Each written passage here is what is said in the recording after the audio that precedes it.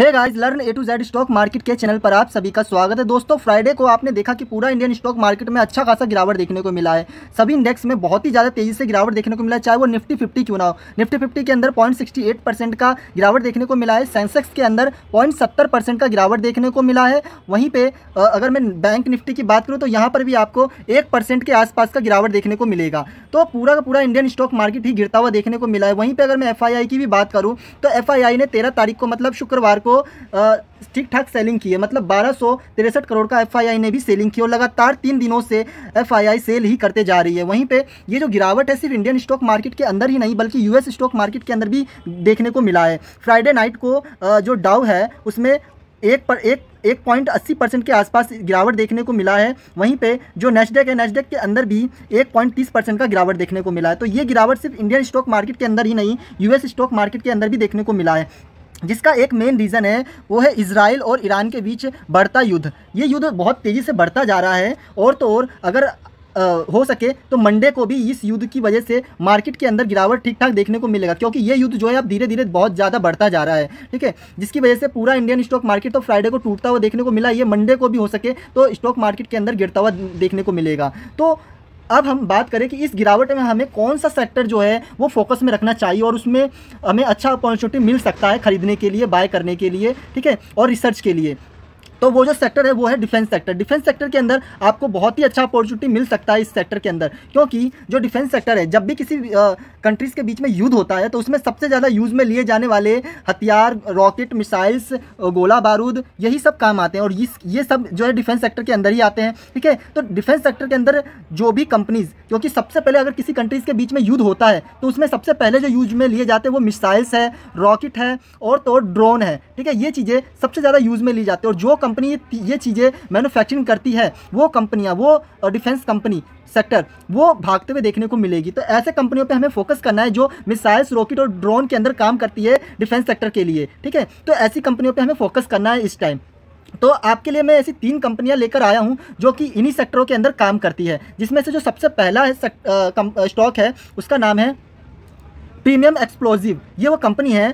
इस कंपनी का जो करंट प्राइस चल रहा है वो 609 रुपये चल रहा है और लास्ट ट्रेडिंग डे के अंदर ये 3.53% का इसने अपसाइड मूवमेंट दिखाया था। और तो अगर मैं इसको बॉटम से अगर टॉप की ओर देखूं तो करीब करीब ये 10% के आसपास इसने अपसाइड मूवमेंट दिखाया था।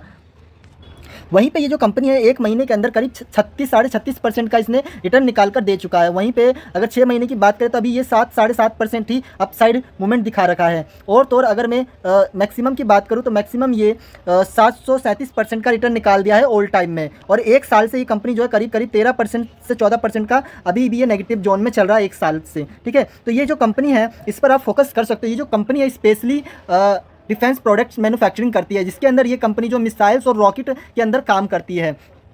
जैसे कि अगर मैं मिसाइल की बात करूँ तो ये एस्ट्रा, आकाश, LRSAM जैसे मिसाइल्स का उत्पादन करती है। वहीं पे अगर मैं रॉकेट की बात करूँ तो ये जो कंपनी है रॉकेट के अंदर पिनाका जो रॉकेट है वो उसमें ये काम करती है।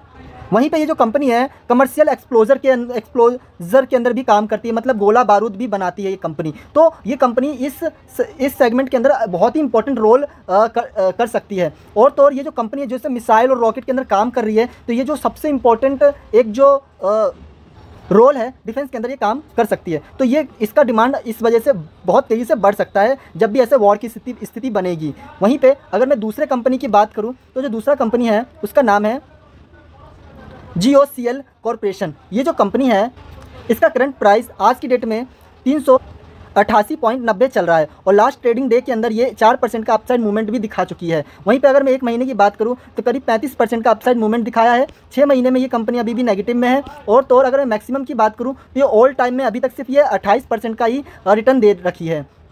इस कंपनी पे भी आप फोकस कर चल सकते हो। ये जो कंपनी है ये कमर्शियल एक्सप्लोजर के अंदर भी काम करती है और उसके साथ साथ ये डिफेंस या स्पेस प्रोडक्ट्स के अंदर भी ये कंपनी काम करती है। ये भी कंपनी पे आप फोकस कर सकते हो।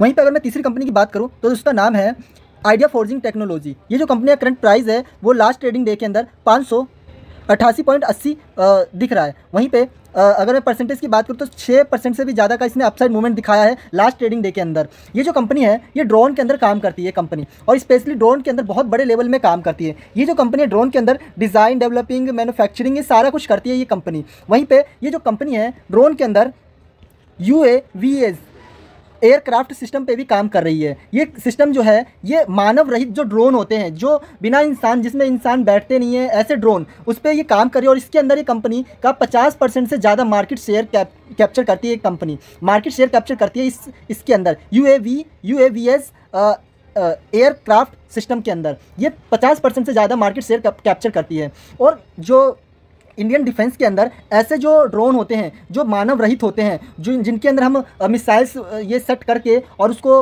अगर किसी के ऊपर हमला करना है तो ऐसे ड्रोन हमारे लिए काम आ सकते हैं। ठीक है, तो इस टाइप के जो ड्रोन है ये कंपनी मैन्युफैक्चरिंग करती है और उसके अंदर ये बहुत अच्छा मार्केट शेयर भी कैप्चर करती है। तो ये कंपनी जो ड्रोन के अंदर बहुत ही बड़े लेवल पे काम करती है, तो इस पर भी आप फोकस कर कर चल सकते हो। तो अभी तक जो मैंने तीनों कंपनियां बताई है, ये तीनों कंपनियां अपने अपने लेवल पे बहुत ही इंपॉर्टेंट हो जाएगी। जिसमें से जो सबसे पहला नंबर 1 है मेरे अकॉर्डिंग, ये पहली जो है प्रीमियम एक्सप्लोजिव, ये कंपनी मैं फर्स्ट नंबर पर रखूँगा। और सेकेंड नंबर पर हो जाएगा अपना आइडिया फोर्जिंग। ठीक है, ये सेकंड नंबर पे हो जाएगा। और थर्ड नंबर पे अगर मैं रखूँ तो मेरे अकॉर्डिंग ये कंपनी हो जाएगा GOCL कॉर्पोरेशन, ये मैं थर्ड नंबर पे रखूँगा। तो ये तीनों कंपनियाँ अपने अपने लेवल पे सबसे अच्छी कंपनियाँ हैं। और मेरे अकॉर्डिंग अगर इन तीनों में से देखा जाए तो प्रीमियम एक्सप्लोजिव ये कंपनी मेरे लिए सबसे बेस्ट होगी। तो इसमें जब भी गिरावट हो तो आप इसमें एक अच्छा अपॉर्चुनिटी ढूंढ सकते हो इस कंपनी के अंदर। ठीक है, और अपने फाइनेंशियल एडवाइजर जरूर बात करिएगा कि मुझे इनमें से किसके अंदर इन्वेस्ट करना चाहिए या नहीं करना चाहिए। ठीक है, और अपने एक बार खुद का भी रिसर्च करिए इन तीनों कंपनी के ऊपर।